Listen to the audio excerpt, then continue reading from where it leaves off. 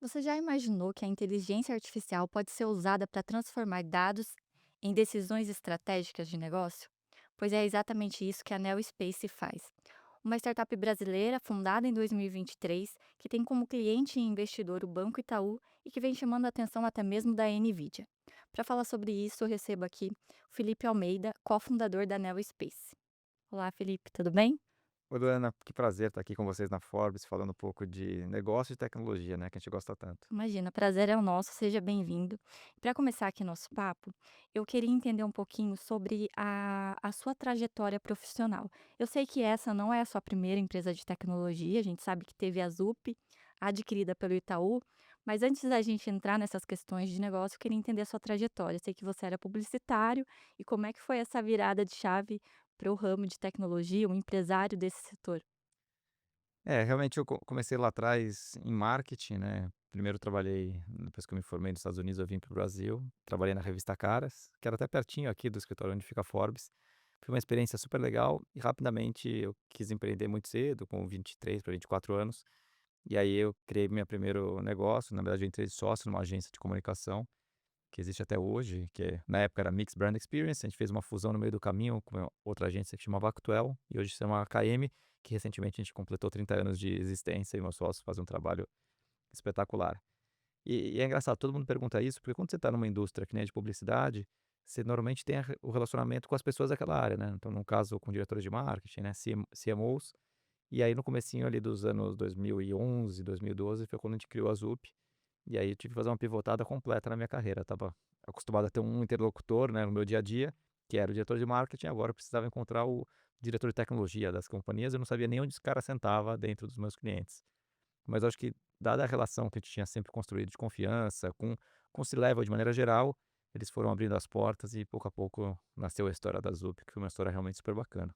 E depois que vocês venderam a Zup, vocês poderiam ter seguido outros caminhos, feito outras coisas. O que que motivou vocês a continuarem ali empreendendo no ramo de tecnologia e a criar a Neospace? Você sabe que a Zup, ela surfou uma onda da transformação digital, né, que eram as grandes empresas, os grandes bancos, os grandes telecoms, seguradoras e afins, tentando reinventar a experiência para o cliente final. Se você pegar ali, se você lembrar, no meados de 2013, 14, 15, foi quando apareceram essas soluções, os apps, né, que surgiram o Uber, o Spotify, esse tipo de empresa, foi quando o Nubank, por exemplo, apareceu com uma experiência super bacana de cartão de crédito, e todas essas grandes empresas que tinham uma experiência muito fragmentada, eles tiveram que correr atrás para oferecer alguma coisa que fosse muito mais, que tivesse muito mais apelo, né, para os seus usuários finais. E a Zup, ela surfou muito dessa onda. Em 2020 a gente acabou sendo comprado pelo Itaú, ficamos lá de 20 a 24, onde a gente conseguiu fazer bastante coisa, né, a Zup chegou a ter 3.500 funcionários, então a gente teve bastante expertise nessa área de transformação digital, com uma visão de produto digital, né, de realmente experiência, mas uma visão de tecnologia muito profunda. Mas o que a gente viu trabalhando com essas grandes empresas é que todas tinham um problema relacionado aos dados dessas companhias. Todas essas grandes empresas, imagina, as grandes empresas de telecom, bancos, seguradoras, adquirentes, eles estão sentados numa pilha de dados que tem muito valor esses dados, porque tem todas as informações sobre o cliente, transações, comportamentos e tudo mais. Mas todos reclamavam que não conseguiam extrair a inteligência desse cliente para ser muito mais preditivo nas suas operações, para usar aquela inteligência do dado a favor do cliente, a favor do próprio negócio. E como ali no finalzinho de 23 estava começando realmente, né, esse barulho, esse fogo enorme de AI, era um assunto que a gente já vinha acompanhando, e aí pra gente, empreendedor, é um bicho meio louco, né, meio maluco, a gente falou: "Não, vamos empreender de novo". AI era um espaço óbvio, e essa frente de dados foi uma coisa que chamou muito a nossa atenção. Porque os modelos tradicionais, né, os Large Language Models, que são aqueles modelos que a gente usa no dia a dia, né, o GPT, o Gemini, Claude e afins, eles não são modelos para lidar com dados de diferentes características, porque quando você fala de dados de empresa, você tem uma série de dados, que a gente fala de dados estruturados e dados não estruturados, que são textos, números, tabelas, navegação que o cliente faz no app, são vários tipos de dados. E esses modelos que a gente usa no dia a dia, eles são feitos para digerir um tipo de informação que é texto apenas. Então, quando você traz uma complexidade de diferentes tipos de dados, eles nunca lidavam bem com isso, e não lidam até hoje. Então, se você tentar usar o GPT para lidar com uma quantidade enorme de dados, ele não vai performar bem, porque a maneira como ele foi construído, na arquitetura do modelo que a gente diz, ele funciona muito bem para um tipo de dado que é texto corrido. Então, qual que é a matéria-prima dos modelos de linguagem? São todos os textos, livros, artigos que a humanidade já produziu. Quando a gente vai para as empresas, a gente quer usar os dados, você tem um outro tipo de matéria-prima que não necessariamente é uma matéria-prima bem aceita pelos modelos de linguagem. Então a gente resolveu criar o que a gente chama de Large Data Model. Então não é Large Language de linguagem, né, que é o texto, é de Data Model para poder justamente lidar com os dados. Quais foram os desafios para criar, esse modelo de tecnologia? Porque a gente sabe aqui que no Brasil a gente tem várias dificuldades, a gente não é um Vale do Silício, eh, falta profissionais que tenham uma qualificação para lidar com esse tipo de treinamento de IA. Você conseguiria me dizer os desafios que vocês tiveram? Você falou uma coisa que é verdade, né? O Brasil ele não é reconhecido, mas no mundo inteiro você tem poucas pessoas que têm profundidade em construir modelos de inteligência artificial do zero, né, de treinar modelos. Você tem essas grandes empresas, mas que também é um grupo restrito dentro dessas empresas que tem a capacidade de criar modelo. No Brasil, muito menos.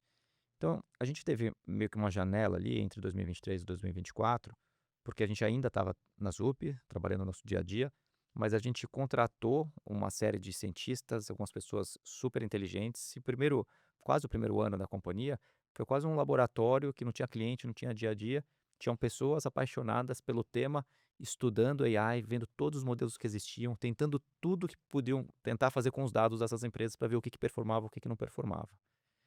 E aí eu acho que tem uma coisa super importante, que é um pouco da nossa cultura no dia a dia, a gente que brinca aqui para trabalhar na Neospace é que nem atleta olímpico. O atleta olímpico, ele dorme, acorda, come, final de semana, ele está sempre pensando no esporte, sempre como ele pode melhorar ali 1 segundo, 2 quilômetros a mais rápido, fazer mais gols, ele sempre está pensando como ele pode evoluir, e passa a ser a vida dele. Um profissional, para criar uma empresa de AI, e competir no universo que a gente está competindo, não pode ser diferente disso, porque é uma tecnologia, muito complexa, você está brigando com grandes empresas no mundo, então você precisa de pessoas que são apaixonadas, que realmente acordam, dormem pensando nisso. Por sorte, à medida que a gente foi crescendo o nosso time, o nosso processo seletivo ele acaba sendo, uma porta de entrada super desafiadora, né, porque tem várias etapas onde a pessoa realmente ela tem que gostar muito, ela tem que mostrar que a capacidade de aprendizado dela é muito boa e muito rápida, e depois que ela tá dentro da companhia, isso vira a vida dela, né. Então, assim, eu tenho vários grupos, né, com várias pessoas do time que, assim, no final de semana, eu tenho um grupo que tá falando do futebol, do São Paulo, do Palmeiras, do Corinthians, e aquele time tá falando que conseguiu criar um modelo novo, uma arquitetura nova, uma tecnologia nova. Então, assim, é realmente a vida deles. Então, para criar uma empresa de AI no Brasil, passa um pouco por isso, que é muito estudo, muita dedicação, onde você acaba 24/7 vivendo e respirando isso. Então, acho que a gente talvez os 2 pilares mais difíceis de criar uma empresa de AI, principalmente B2B onde a gente está, primeiro é a parte técnica, né, você conseguir colocar o ovo de pé, que é construir uma tecnologia como essa que a gente conseguiu construir. E o segundo desafio é o go to market, né, como você vai ao mercado, né, como você traz os clientes que vão usar essa tecnologia, que é justamente no meio desse crescimento que a gente está agora. O primeiro a gente já colocou de pé, que é a tecnologia, e agora a gente está crescendo, rampando essa tecnologia, em breve aí indo para fora inclusive. Eh, falando agora sobre essa estratégia, né, de crescimento, eh é uma empresa relativamente jovem, né, menos de 3 anos, vocês já têm clientes relevantes, investidores muito importantes. Queria entender em que estágio que vocês estão hoje e o que que vocês estão planejando aí para o futuro. Legal. A gente está super animado, porque é uma tecnologia que a gente já está em alguns clientes e dando muito resultado, gerando resultado para os clientes. Porque, de novo, quando você consegue colocar lá um modelo de AI que usa os dados daquela companhia e a partir desses dados você consegue extrair valor, onde você consegue ter mais acurácia na predição. Então, por exemplo, para cada cliente daquela empresa, qual produto ele vai comprar agora? Que produto eu deveria oferecer? E o modelo consegue falar, ó, aqui para a Luana, a gente precisa oferecer tal produto, porque de acordo com o contexto dela, de acordo com tudo que o modelo já estudou, esse é o produto perfeito e a hora perfeita para oferecer alguma coisa para ela. Isso, obviamente, que impacta o resultado dessas empresas. Então, conseguir ser mais preditivo, por um lado, ou até para economizar custo. Então, a gente está indo para outras indústrias, como companhia aérea, empresa de gás e petróleo, porque eles também têm muitos dados mas também gastam muito dinheiro, por exemplo, oil and gas, né, a parte de petróleo, Eles têm que explorar e fazer para descobrir onde tem o lugar certo para poder realmente perfurar as minas. Como que com todos os dados que ele tem, a gente consegue ser mais preditivo, para fazer eles não gastarem tanto dinheiro até descobrir qual que é o lugar ideal. Então tem muita aplicação possível em várias indústrias. Então a gente está, nesse momento agora, escalando diferentes indústrias. A gente começou por aquelas indústrias que a gente já conhecia, que era serviço financeiro, telecom, e agora a gente está indo para varejo, oil and gas, companhias aéreas. Então a gente está validando outras indústrias. Mas ao mesmo tempo que a gente está fazendo essa, indo para outras verticais no Brasil, a gente também está olhando lá para fora, porque esse assunto de AI, ele está muito quente, é uma indústria que se move muito rápido. Então a gente quer rapidamente estar lá fora, tendo bancos relevantes para começar e depois outras indústrias também, porque hoje não tem nenhum concorrente que faz a mesma coisa que a gente faz, não é no Brasil, é no mundo. Mas daqui a pouco tempo vai ter. Mas esse assunto de AI, tem muita fumaça, né? Então você também conseguir se posicionar lá fora, junto com um grande banco, com uma tecnologia de ponta, num primeiro momento não é fácil um cliente que está lá fora, um grande banco, olhar para o Brasil e falar: "Nossa, esses caras estão construindo uma tecnologia que não tem aqui nos Estados Unidos". Mas graças aos resultados que a gente tem conseguido, graças a algumas parcerias que a gente está com várias das grandes consultorias, graças à própria NVIDIA, que citou a gente no GTC, né, que é o evento mais importante de AI do mundo, no começo do ano, no palco principal, o Jensen, né, que é o CEO, falou da Neospace. Então, assim, a gente pouco a pouco está encontrando esse espaço. E, obviamente, internacionalizar é fundamental para quem quer construir uma empresa global. E eu acho que esse assunto de AI, a relevância e a abrangência, não é uma empresa que pode ficar limitada aqui no Brasil. Ela realmente tem que ter uma atuação global para ela poder crescer, expandir a tecnologia e continuar evoluindo. Depois que vocês foram ali citados pela NVIDIA, você consegue dizer assim, teve uma mudança de um antes e um depois ali da trajetória da Neospace? Houve maior interesse de investidores? Eu acho que sim, eu acho que para as empresas que estavam lá no evento e principalmente as empresas que estão lá fora, que estiveram lá, elas passam e falam: "Nossa, eu estava lá aquele dia e eu vi", né. Então, assim, é muito bacana essa relação. Mas talvez a maior mudança, eu brinco que eu tenho uma foto no meu slide, quando eu vou conversar com algum cliente, com algum investidor, tal, o terceiro slide é a foto do Jensen apresentando aquele palco gigante e a Neospace lá na apresentação. Então, para onde a gente vai, nem todo mundo estava naquele dia do evento lá, mas todos os clientes que a gente passa, de certa maneira, a gente traz aquela foto que pra gente é um misto ali de orgulho, né, você realmente ter uma empresa no Brasil, do lado de outras empresas incríveis do mundo inteiro, naquele palco de AI tão importante, pra gente é um sinônimo que acho que estamos no caminho certo. Agora, falando um pouco da aplicação mesmo da tecnologia, né? Quais são os ganhos, efetivos dela quando uma empresa usa?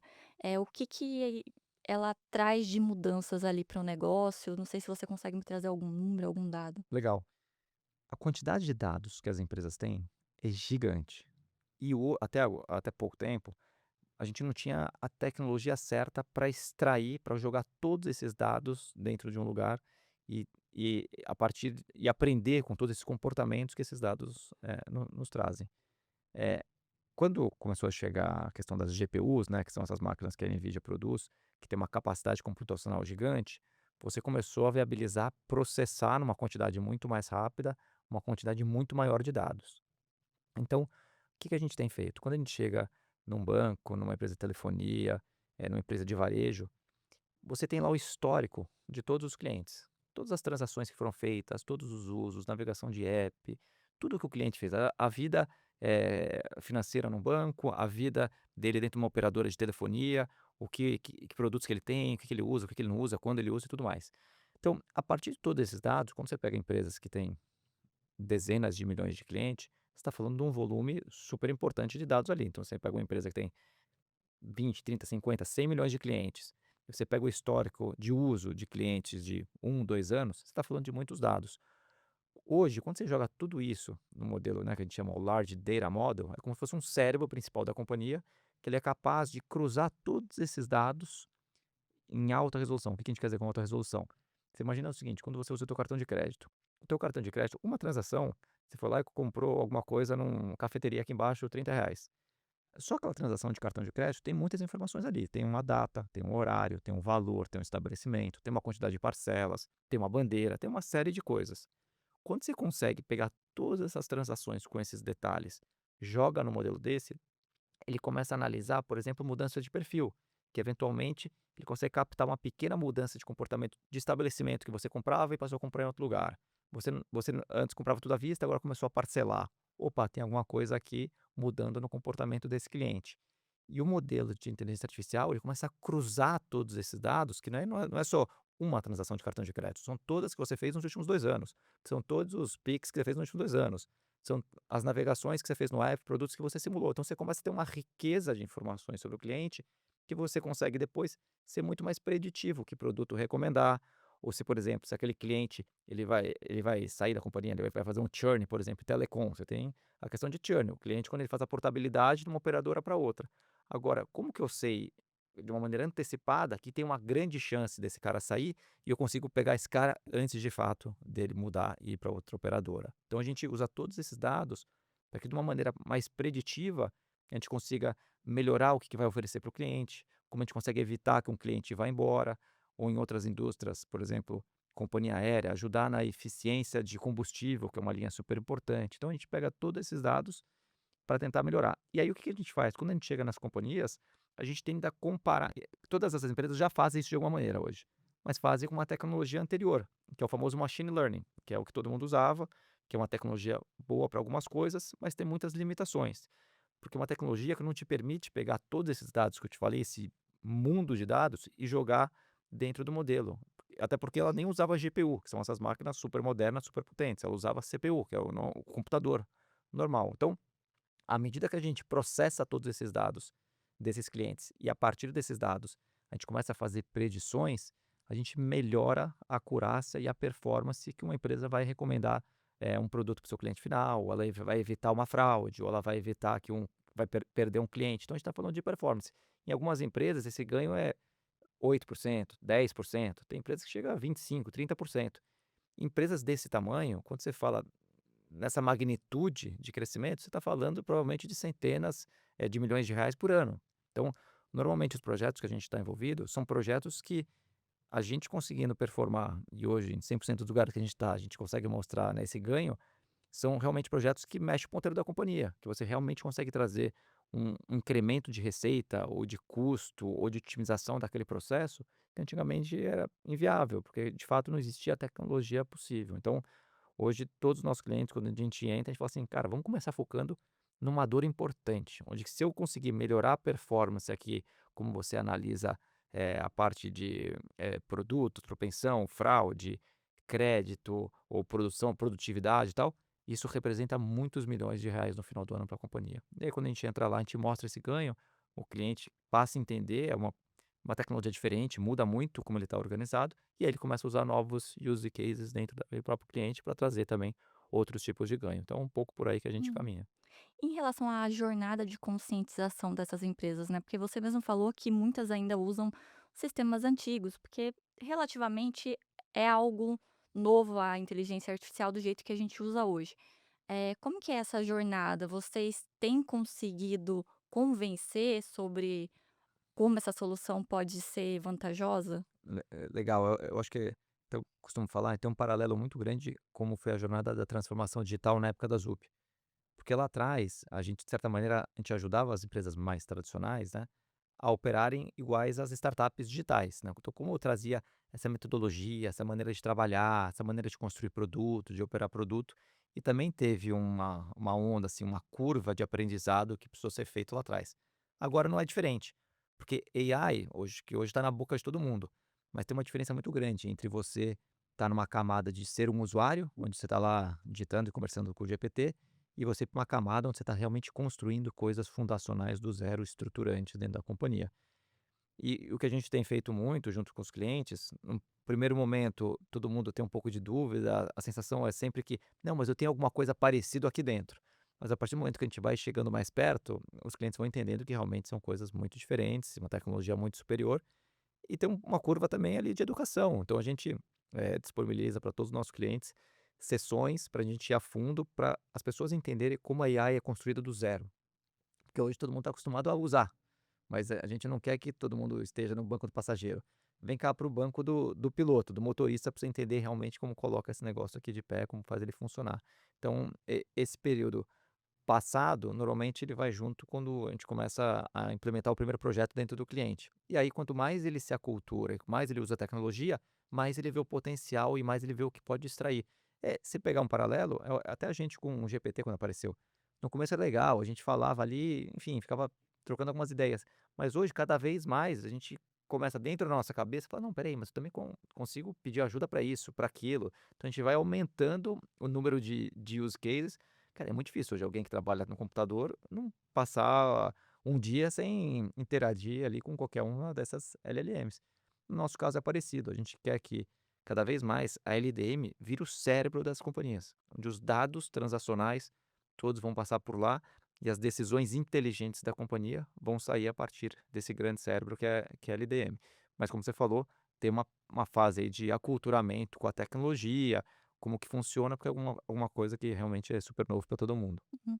Agora falando sobre a expansão de vocês, vocês pretendem ir para fora, mas seria por meio de um IPO? Qual seria a estratégia ali de Na verdade a gente indo para fora, provavelmente com rodada de investimento, né, através dos fundos, de growth, de venture capital, porque para fora e nosso foco é Estados Unidos, prioridade 001 e Europa, logo ali na sequência.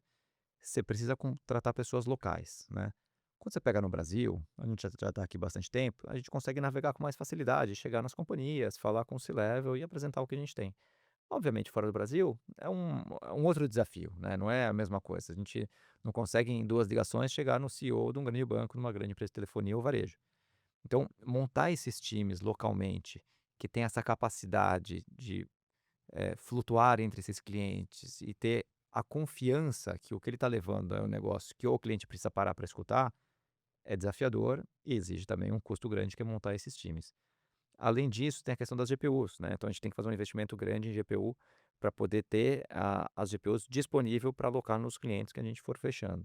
E obviamente para se posicionar nos Estados Unidos, a gente precisa estar em todos os eventos, patrocinar esses grandes seminários, tem que ter presença, você tem que ter um pé lá, não dá para operar um negócio desse aqui no Brasil fazendo uma ponte aérea com Miami, não funciona, você tem que estar lá, tanto que, nós sócios também estão pensando em mudar para lá, mas provavelmente a gente não é o cabeça de lança, tem uma pessoa local, que é a pessoa que tem a relação, que sabe costurar com os clientes locais e obviamente a gente dando todo o apoio e suporte necessário para fazer a primeira venda, a entrega do projeto e crescer a partir dali.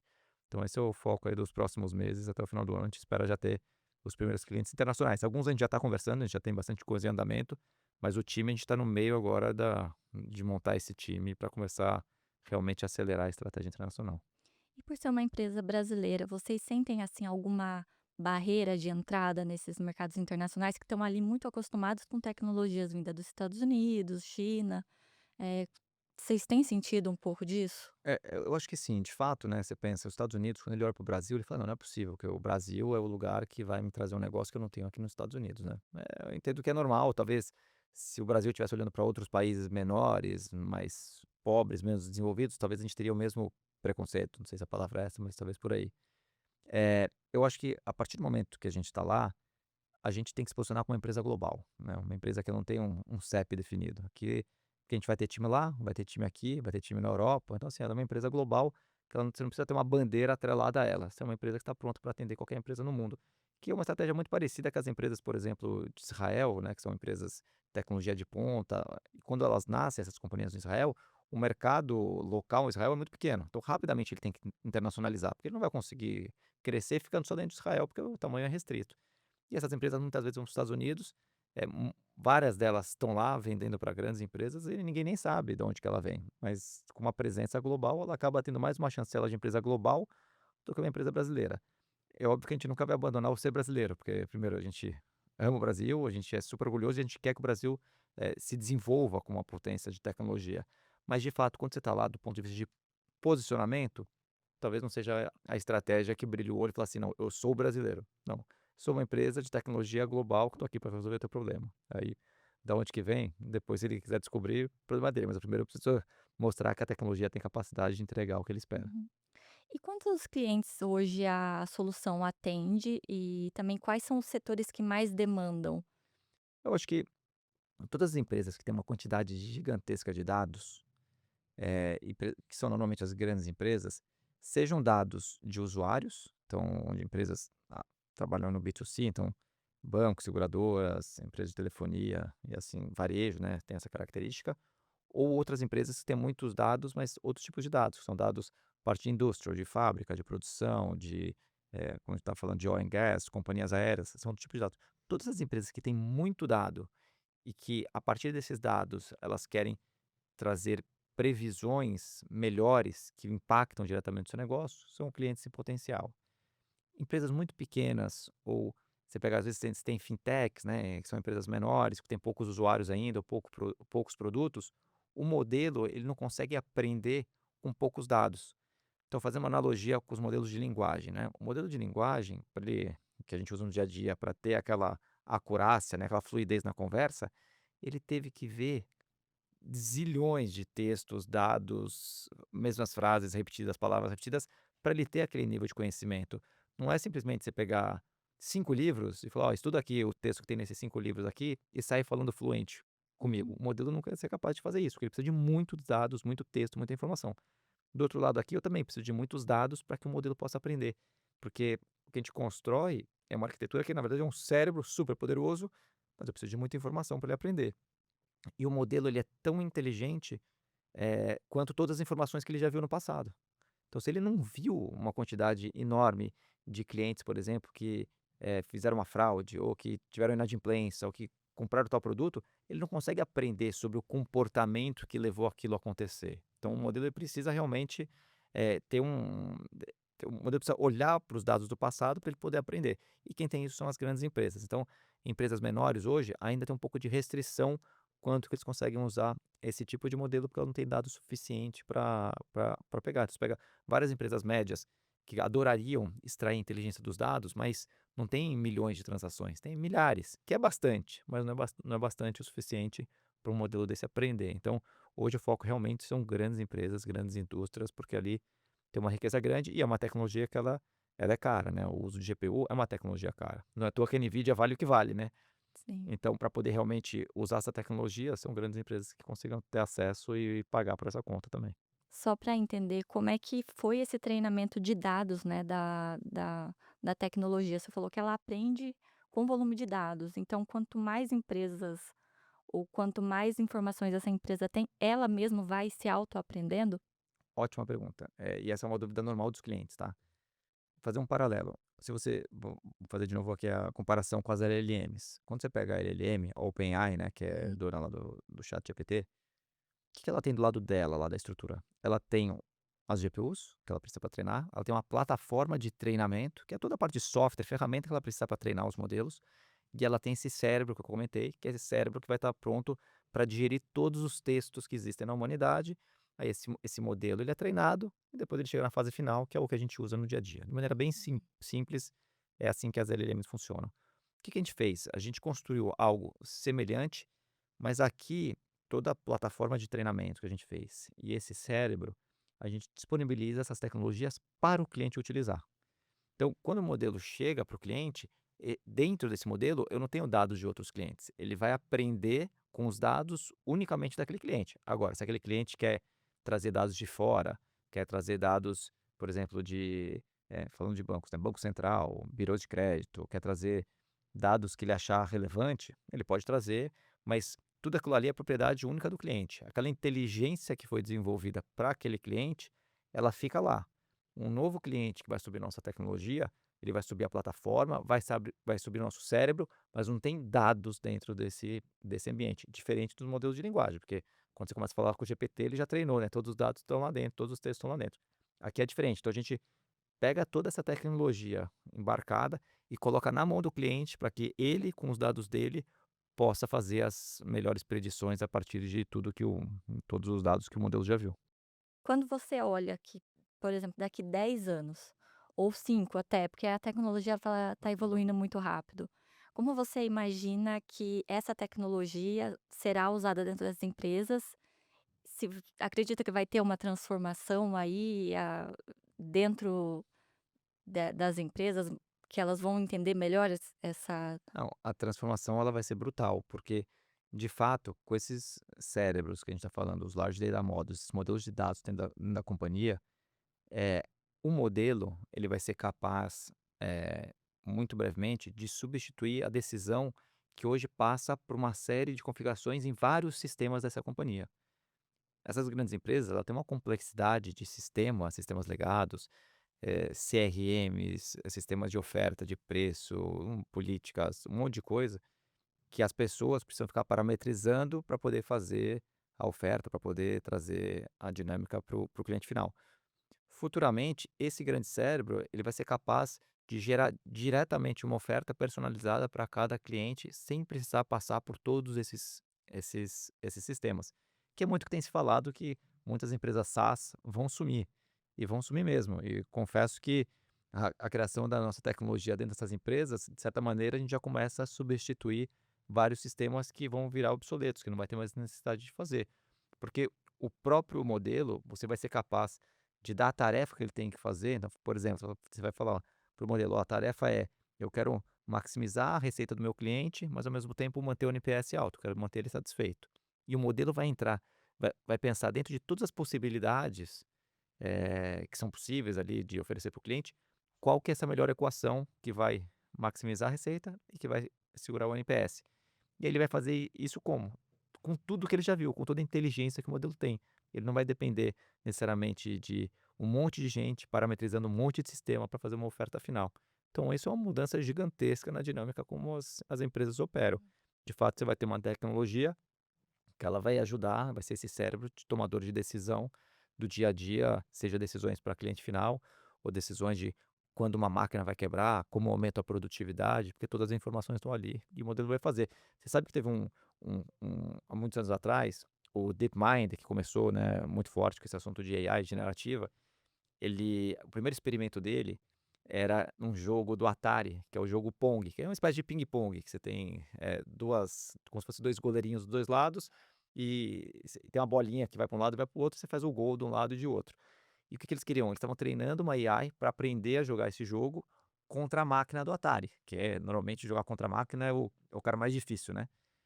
E aí eles não ensinavam a AI como ela tinha que se deslocar, quão veloz esse goleirinho aqui tinha que ser, né, essa raquetinha, né, Uhum. tinha que ser.